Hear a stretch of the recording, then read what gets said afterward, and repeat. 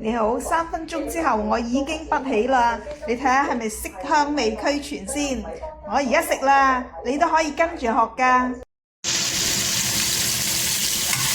我加咗啲油、豬肉同埋蒜頭，咁樣炒下去。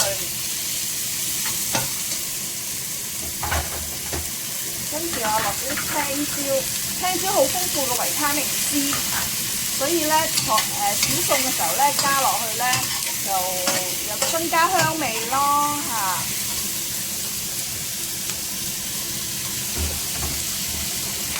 跟住咧，我今日咧就係食紹菜，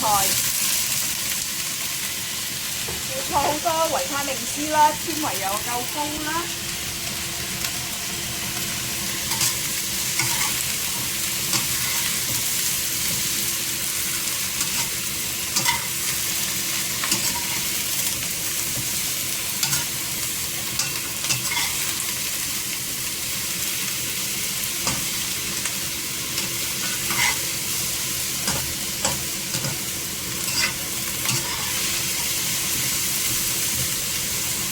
我哋喺度炒下佢。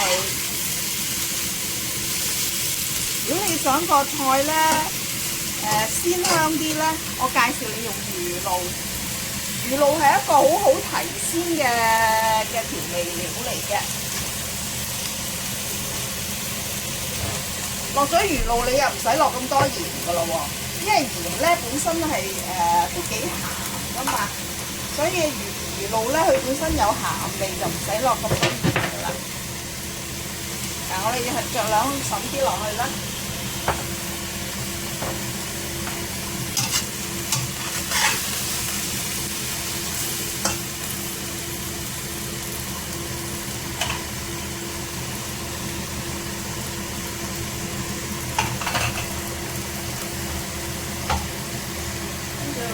再落少少鹽，因為頭先嘅魚露係唔夠嘅，再落少少鹽。提鮮都要落少少糖嘅，少少得㗎啦，唔使太多嘅。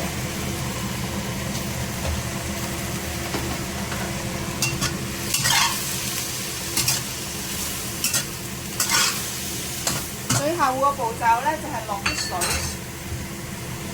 落少少滾水落去。